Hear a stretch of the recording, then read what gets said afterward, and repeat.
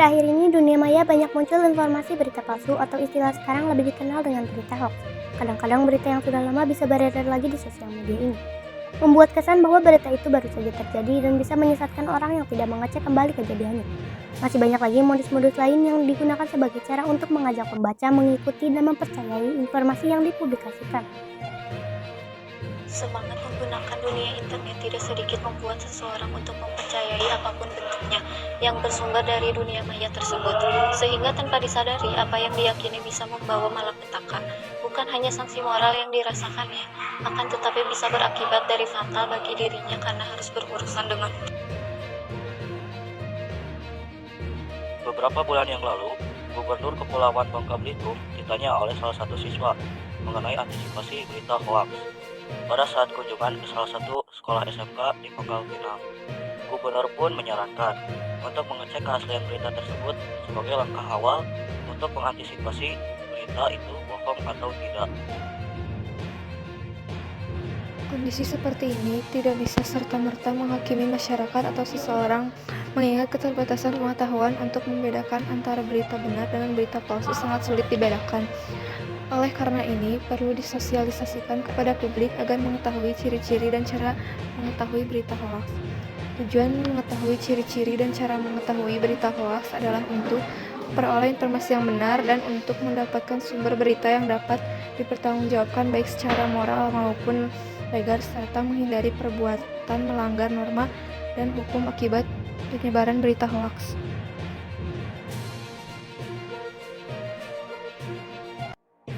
Berikut ini ada ciri informasi atau berita hoaks yang mudah dikenali menurut Selamata, yaitu 1. Menciptakan kecemasan, kebencian, permusuhan. 2. Sumber tidak jelas, pesan sepihak, menyerang dan tidak netral atau berat sebelah. 3. Mencatut nama tokoh berpengaruh atau pakai nama mirip media terkenal. 4. Memanfaatkan fanatisme atau nama ideologi, agama, suara rakyat. 5. Judul dan pengantarnya provokatif dan tidak cocok dengan isinya. 6. Memberi penjulukan. 7. Minta supaya di-share atau diviralkan. 8. Menggunakan argumen dan data yang sangat teknis supaya terlihat ilmiah dan dipercaya. 9. Artikel yang ditulis biasanya menyembunyikan fakta dan data serta melintirkan pernyataan narasumbernya. 10. Berita ini biasanya ditulis oleh media abal-abal, media yang tidak jelas alamat dan susunan redaksi. 11. Manipulasi foto dan manipulasi foto dan keterangannya. Foto-foto yang digunakan biasanya sudah lama dan berasal dari kejadian di tempat lain dan keterangannya. Sementara itu, untuk tahu cara-cara menghindari berita hoaks, berikut ini ada beberapa hal yang bisa dilakukan. Antara lain, 1. Hati-hati dengan judul provokatif.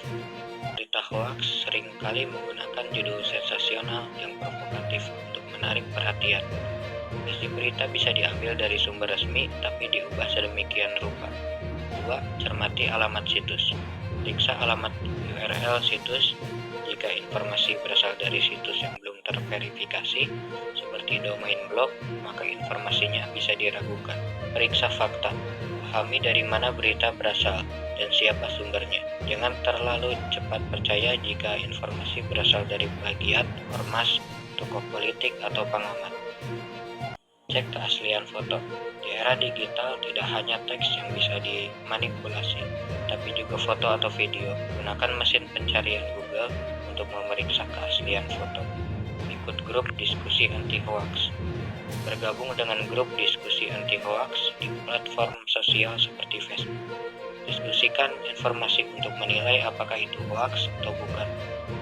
Apabila menjumpai informasi hoax, lalu bagaimana cara untuk mencegah agar tidak tersebar? Pengguna internet bisa melaporkan hoax tersebut melalui saran yang tersedia di masing-masing media. Untuk media sosial, Facebook, gunakan fitur report status dan kategorikan informasi hoax sebagai hate speech, harassment, rude, threatening, atau kategori lain yang sesuai. Jika ada banyak aduan dari netizen, biasanya Facebook akan menghapus status tersebut. Untuk Google, bisa menggunakan fitur feedback untuk melaporkan situs dari hasil pencarian apabila mengandung informasi palsu. Twitter memiliki fitur report tweet untuk melaporkan tweet yang negatif. Demikian juga dengan Instagram. Kemudian, bagi pengguna internet, Anda dapat mengadukan kata negatif ke Kementerian Komunikasi dan Informatika dengan melayangkan email ke alamat aduan konten @mail.kominfo.go.id. Masyarakat Indonesia Anti Hoax juga menyediakan laman data turnbackhoax.id untuk menampung aduan hoax dari netizen. Turnback Hoax sekaligus berfungsi sebagai database dosen ilmu komunikasi Universitas Atmajaya Yogyakarta dan Reka Sasongko yang dimuat dalam salah satu media online Tempo.co menilai literasi publik terhadap pesan-pesan di media sosial masih rendah. Hal itulah yang menyebabkan berita-berita palsu atau hoax banyak dibagikan oleh masyarakat di media sosial pribadinya. Itu merupakan penyebab hoax yang menjadi viral yang pertama. Kedua, menurut Danar, dunia media sosial bagi masyarakat Indonesia adalah hal yang baru. Itu sebabnya masyarakat tergopoh-gopoh berhadapan dengan dunia yang baru tersebut. Hal itu, kata Danar, membuat masyarakat cenderung mendengar sebuah informasi secara mentah-mentah. Ketiga, Danar berujar fenomena merebaknya hoax di media sosial juga meningkat menjelang pemilihan kepala daerah atau pemilihan umum. Keempat, kultur politik masyarakat belum matang. Kita sebagai generasi muda jangan sampai percaya dengan berita yang belum jelas asal-usulnya. Pastikan kita Keempat, kultur politik masyarakat belum matang. Kita sebagai generasi muda jangan sampai percaya dengan berita yang belum jelas asal-usulnya. Pastikan kita harus lebih jeli dan detail dalam membaca berita. Kemudian bisa kita tanyakan, cek, serta pastikan benar atau tidaknya berita tersebut. Jangan sampai kita menjadi bagian dari hoaks. Sekian informasi mengenai berita hoaks yang dapat kami sampaikan. Terima kasih.